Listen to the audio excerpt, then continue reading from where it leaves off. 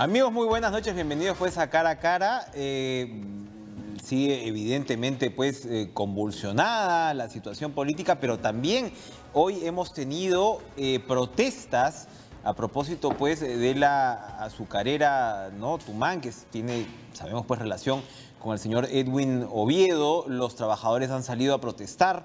Evidentemente pues se está cuestionando las sentencias, ¿no?, que se han dado, la administración judicial además que se ha confirmado. Y bueno, para comenzar con este tema nos acompaña la congresista de APP, Gloria Montenegro, a quien le damos la bienvenida, porque congresista, buenas noches. Usted tiene una propuesta incluso para lo que debería ser el manejo de las azucareras. ¿Por qué no nos explica un poco por dónde va la situación? Gracias, Enrique, por la invitación. La verdad que tenemos un sistema muy cruel, no solamente con el tema de las azucareras, puede ser cualquier tipo de empresa en donde la administración judicial no es calificada. O sea, cuando una empresa tiene deudas, no solamente le debe a un proveedor, le debe a varios. Y no se califica quién está más capacitado, quién tiene la posibilidad de asumir los riesgos y la conducción de la empresa, por un lado. Entonces, un proyecto que plantee en primer lugar la calificación de la administración judicial ya es un avance. En segundo lugar, ¿qué pasa cuando el administrador judicial, por ejemplo, le da al señor Oviedo la gestión para que recupere su deuda? Deuda de 2 millones. Durante año tras año, 9 años, no ha podido recuperar 2 millones y en lugar de que la empresa crezca y se desarrolle, aumentan sus deudas. Entonces, claramente no se está llevando bien ese proceso. No solamente no se está llevando bien, se está llevando de manera corrupta, se está llevando de manera donde los trabajadores prácticamente son esclavos, donde los agricultores pierden, donde las maquinarias no se le hace mantenimiento y se deterioran, y donde el sistema, en lugar de mejorar, cada vez cae más. Entonces, las deudas, que fueron de 2 millones, incrementan notablemente y no nos permiten salir adelante. En el caso concreto, entonces, de Tumán, ¿qué se debería hacer?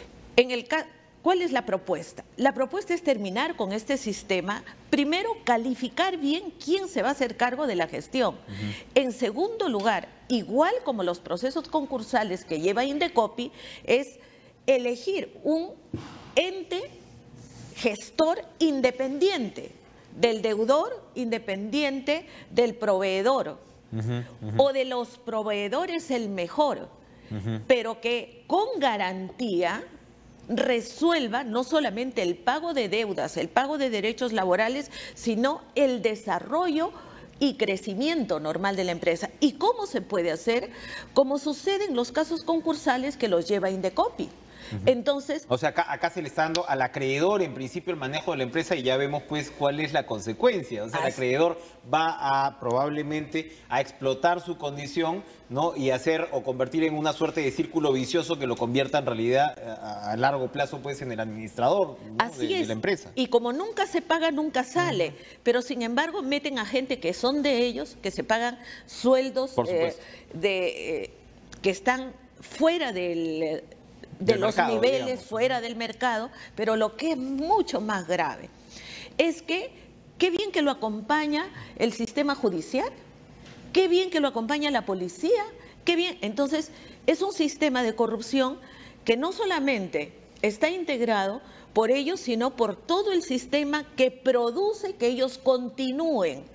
Entonces, esta protesta que vemos de la gente, de los trabajadores, es totalmente dable. No pueden ser esclavos de una deuda que cada vez crece más, que le quita eficiencia a la empresa y que no hay perspectivas de salida. Lo que usted propone entonces es una administración judicial más profesional y calificada, una gestión propiamente dicha. Propiamente dicha. Y hay otros casos que ya se ven. Hay otros casos que ya se ven y además tenemos las experiencias que desde Indecopi y el proceso concursal, cuando se elige bien al gestor de la empresa no solamente termina de pagar las deudas, sino que comienza a crecer. Lo hemos visto incluso en equipos de fútbol en algunos casos, ¿no? Así es, eso es, Enrique. Así es que esperamos que haya apertura, que hayan más proyectos de esta naturaleza, pero no podemos permitir tanta injusticia, no podemos permitir que prácticamente se regrese a la esclavitud, porque con el afán de incrementar la producción y cubrir un saldo de gasolina, un saldo de maquinaria,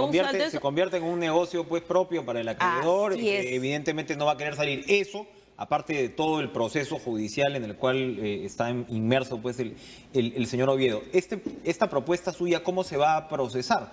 Se presenta en qué comisión. Discúlpeme, vamos a ir unos minutos al Teatro Nacional porque se encuentra precisamente en su intervención el presidente Martín Vizcarra y regresamos. Claro que sí.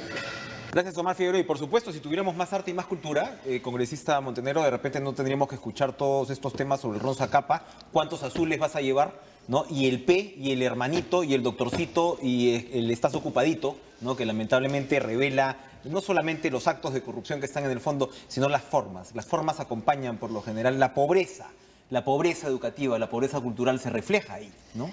Y más que eso, escuchar a jueces supremos, a vocales supremos, a fiscales que rigen la justicia, el sistema de justicia en el país, hablar como delincuentes. Exactamente, un nivel paupérrimo. Y yo estoy seguro que si fueran más a los museos, que si fueran más al cine, y que si desde pequeños incluso seguramente hubieran accedido a todo esto, otra sería la historia. Así es. ¿Qué está ocurriendo en el Congreso con las acusaciones constitucionales contra el fiscal de la Nación, el expresidente del Poder Judicial, el señor Duberly Rodríguez, el señor César Inostroza? ¿Todas van a correr la misma suerte? ¿Cómo observa usted? Porque claro, son casos distintos también, ¿no? Claro, vamos a tener que escuchar las investigaciones después del tiempo que tiene cada una de las mesas de trabajo para ver el análisis que hacen antes de que pase al Pleno, por un lado. Pero por otro lado, yo creo que el Congreso tiene que ser consciente de su rol en esta realidad. Y en esta realidad no solamente tenemos que ser objetivos, imparciales, sino con nosotros mismos sumamente estrictos, porque ¿cómo vas a calificar, cómo vas a evaluar, cómo vas a investigar si es que dentro del mismo Congreso tenemos gente involucrada en los audios, tenemos congresistas involucrados en el sistema de corrupción? Entonces, eso tiene que cambiar. El señor Becerril incluso tiene que ver con las azucareras, con lo que estamos hablando, ¿no? O sea, él ha estado ahí, no solamente es protagonista de los audios. Y la cosa es muy grave, cómo un señor Oviedo termina en el sistema del deporte gracias a un proyecto de ley presentado por el presidente del Congreso. Eso es gravísimo. Yo no sé si se siente la connotación para la importancia del deporte en el Perú, como ejemplo a los jóvenes, como un tema de valores, como un tema ético-moral. Entonces, ¿qué estamos haciendo? Podemos hablar de educación de calidad, de educación de equidad, pero primerito tenemos que hablar de educación de principios, de valores de vida.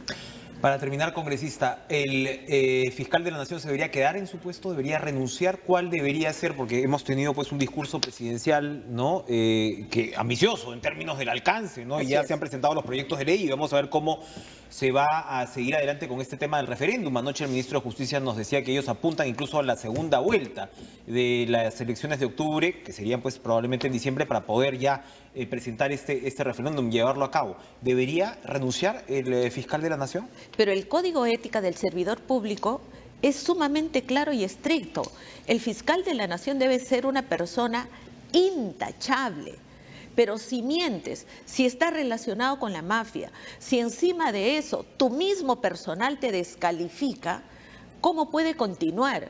Solamente hay un argumento que cabe ahí. Se siente sobreprotegido por la fuerza mayoritaria del Congreso para cubrir favores y para que le hagan el favor, o realmente se va a dedicar a la labor que el Perú le ha encomendado como fiscal de la Nación. Es un distractivo muy complicado ese, efectivamente. Estaremos muy pendientes, congresista, de este proyecto de ley. Yo creo que el tema de darle a las azucareras un manejo de gestión racional, empresarial y técnico podría ayudar, porque en realidad no es solamente Tumán, es todo un polvorín el que se vive en las azucareras, ¿verdad? Así es. Gracias por estar con nosotros, congresista. Esta noche vamos a hacer una pausa y regresamos con más. No se vayan.